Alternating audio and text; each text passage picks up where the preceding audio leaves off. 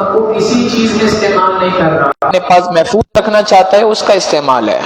اس کو اگر پابند کیا جائے کہ نہیں جناب آپ نے اس پیسے کو فلاں چیز میں ہی استعمال کرنا ہے، کسی اور کام میں استعمال نہیں کرنا، تو مالک بنانے کی شرط پوری نہیں ہوتی، زکوٰۃ کی ادائیگی درست نہیں ہوگی.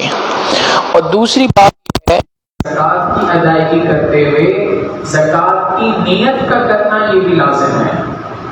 اگر زکوٰۃ کی نیت نہ ہو اور ویسے ہی کسی کو پیسے دے دیے، بعد میں یہ نیت کر رہے کہ جی میں نے جو پیسے دیے تھے ان پیسوں پہ میں زکوٰۃ کی نیت کرتا ہوں، تو اس نیت کا کرنا اب درست نہیں ہے. جس وقت پہ زکوٰۃ کا پیسہ، زکوٰۃ کا مال ادا کر رہے ہیں، اس ادائیگی کرتے وقت دل کے اندر زکوٰۃ کی نیت کا ہونا ضروری ہے. اچھا، یہ جو زکوٰۃ کی نیت دل میں ہونا ضروری ہے، اس کا معنی ہرگز یہ نہیں ہے کہ انسان جب رقم دے رہا ہو تو سامنے والے کو بتائے کہ جی میں زکوٰۃ کی رقم دے رہا ہوں. نہیں، نیت کا تعلق دل کے ساتھ ہے. سامنے والے کو زکوٰۃ کی رقم دیتے ہوئے زکوٰۃ کا لفظ استعمال کرنا کوئی ضروری نہیں ہے. آپ کہہ سکتے ہیں میری جانب سے تحفہ ہے، ہدیہ ہے، یہ میرا دل چاہ رہا تھا آپ کو کچھ پیسے دو، کوئی یہ تحفہ دو میری طرف سے، تھوڑے سا اس ہدیے کو قبول فرما لیجیے. تو اس طریقے کے کوئی بھی الفاظ استعمال کیے جا سکتے ہیں. سامنے والے کو زکوٰۃ کی رقم ادا کرتے ہوئے زکوٰۃ کا لفظ استعمال کرنا اور بتانا کہ یہ زکوٰۃ کی رقم ہے کوئی ضروری نہیں ہے. یہ تو تھے زکوٰۃ کے مسائل. حقیقت یہ ہے کہ اللہ رب العزت نے جو زکوٰۃ کو فرض فرمایا تو صرف یہ نہیں ہے کہ اللہ کی جانب سے ایک حکم ہے انسان کو پورا کرنا ہے اور اللہ رب العزت نے اس کے اوپر آخرت میں ثواب رکھا ہے، نہیں کرو گے تو اس پر گناہ ہے، بلکہ اس زکوٰۃ کے بہت سارے فوائد دنیا کے اعتبار سے بھی ہیں.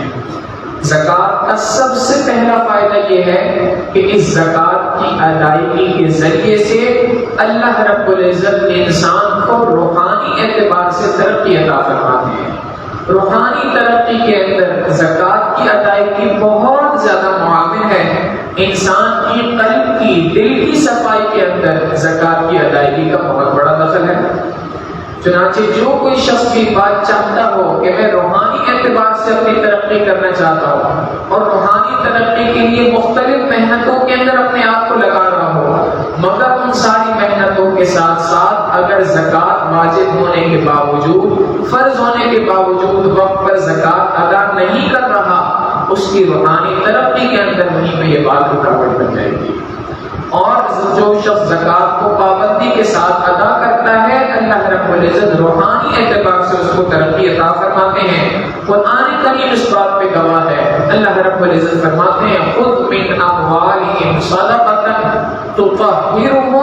وتزکیہم بہا. اے میرے محبوب صلی اللہ علیہ وسلم، آپ ان سے ان کا مال لے لیجئے، جو یہ زکوٰۃ کے طور پہ، صدقات کے طور پہ مال دے رہے ہیں، ادا کر رہے ہیں، ان کی اس ادائیگی کو قبول کر لیجئے، لے لیجئے.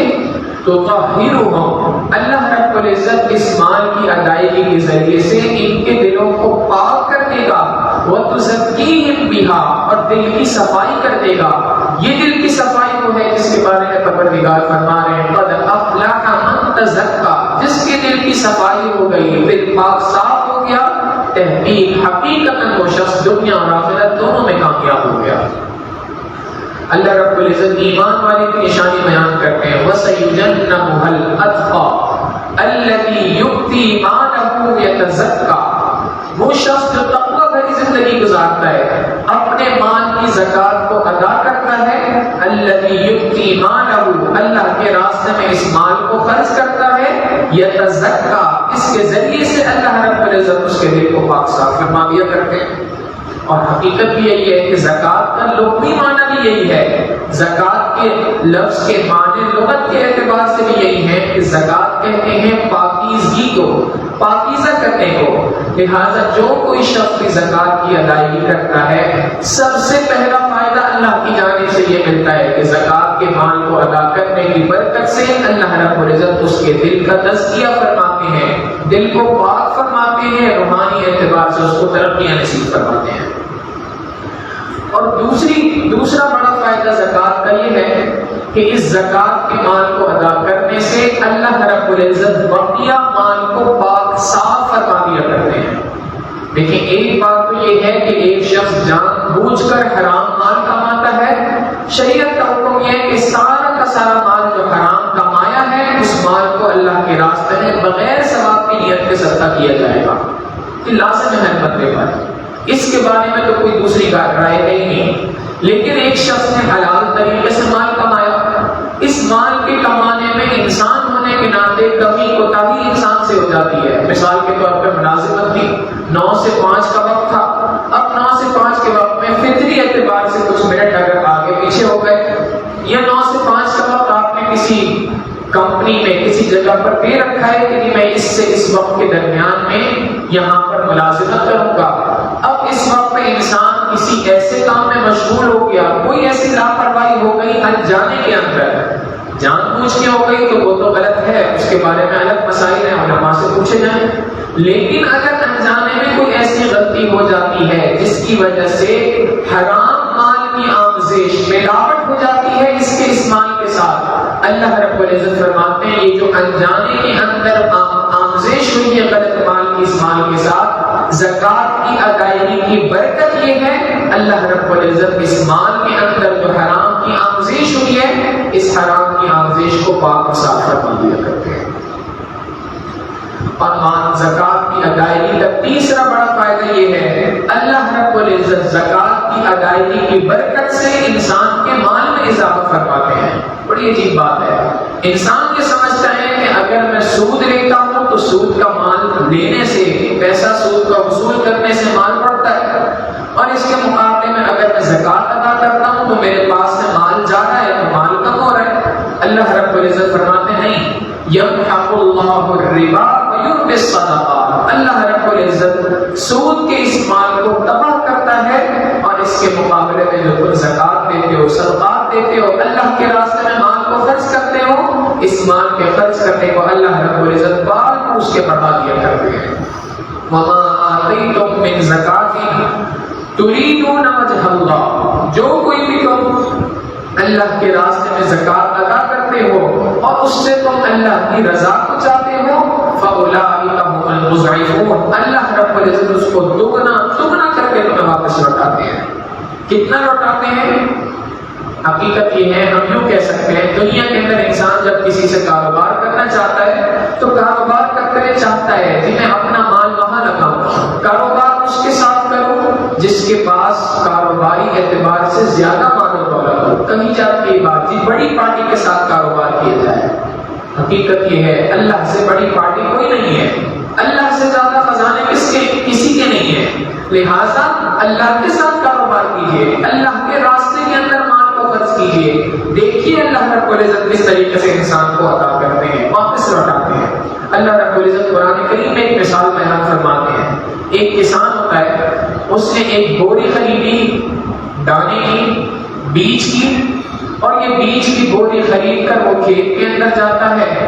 ہل چلاتا ہے اور وہ سارے کے سارے دانے وہاں پر ڈال دیا کرتا ہے۔ جب گیا تھا ایک بوری بھر کے لے کے گیا تھا، سارے کے سارے دانے، سارے کے سارے بیج اس نے اس کھیت کے اندر ڈال دیے اور خالی اپنی بوری لے کے گھر پہ آ گیا۔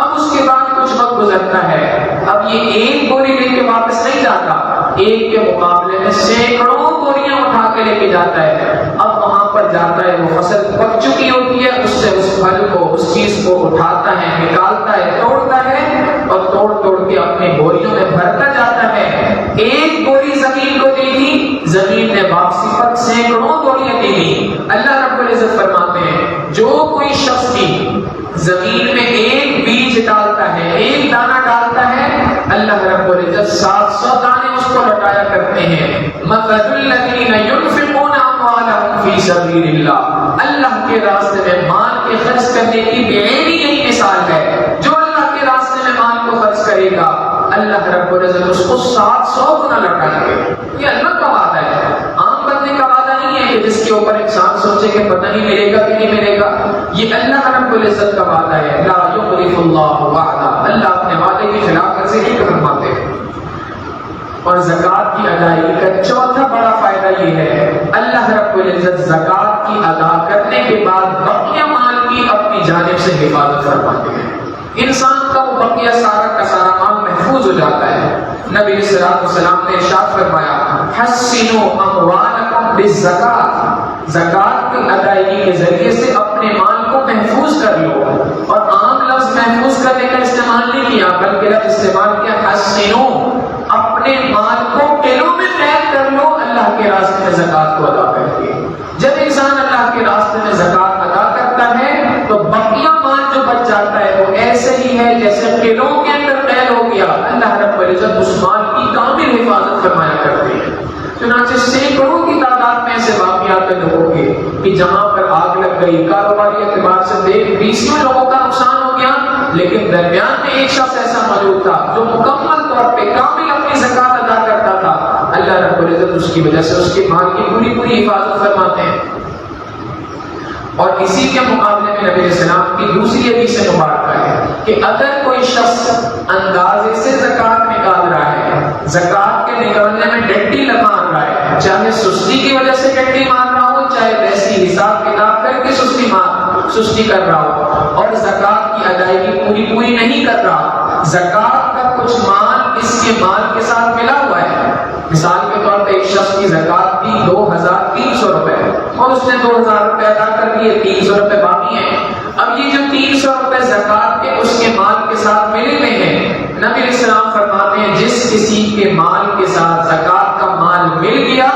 یقیناً یہ زکات کا مال اس کے سارے مال کو تباہ و ہلاک کروا دے گا۔ لہٰذا زکات کے ادائیگی کے ذریعے سے اللہ رب العزت انسان کے مال کو محفوظ فرماتے ہیں۔ یہ چوتھا بڑا فائدہ۔ پانچواں بڑا فائدہ یہ ہے کہ اس زکات کی ادائیگی کے ذریعے سے اللہ رب العزت معاشرے کی مالی ناہمواریوں کو ختم فرما دیا کرتے ہیں۔ دیکھیں اللہ رب العزت نے اس کائنات کے اندر ایک نظام بنا رکھا ہے، ہر بندے کو امیر نہیں بنایا، ہر بندے کو غریب نہیں بنایا، سارے امیروں کو بھی کائنات کا نظام نہیں چل سکتا، سارے غریبوں کو بھی کائنات کا نظام نہیں چل سکتا، لہٰذا یہ مالی اعتبار سے ناہمواری کا ہونا یہ اس کائنات کے نظام کے چلنے کے لیے ضروری ہے۔ لیکن اگر یہ ناہمواری بہت زیادہ حدود سے بڑھ جائے،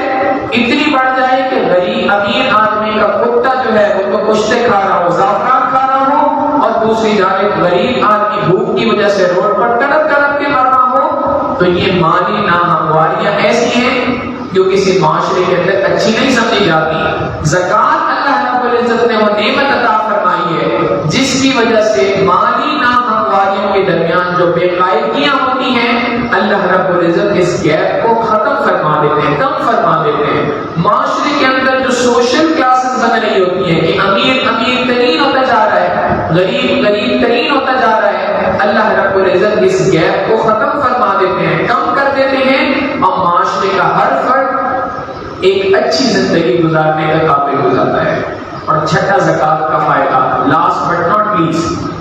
زکات کا اہم ترین فائدوں میں سے ایک یہ ہے کہ زکات کی ادائیگی کی وجہ سے اللہ رب العزت انسان کو دلی اعتبار سے سکون عطا فرماتے ہیں۔ مال اس کے لیے وبال نہیں بنتا بلکہ قلبی سکون کا ذریعہ بن جاتا ہے۔ قرآن کریم میں اللہ رب العزت فرماتے ہیں وہی آیت خذ من اموالہم صدقۃ تطہرھم وتزکیہم بہا وصل علیہم، آپ ان سے مال وصول کر لیجیے، یہ مال جو زکات کا دیں گے اس سے ان کے دلوں کے اعتبار سے پاکیزگی ہوگی، وصل علیہم، آپ ان کے لیے دعا کیجیے، ان صلاتک سکن لہم، آپ کی دعا کی برکت سے اللہ رب العزت اس بندے کے لیے، ان افراد کے لیے، زکات کی ادائیگی کرنے والوں کے لیے دلوں کے اندر سکون عطا فرمائیں گے۔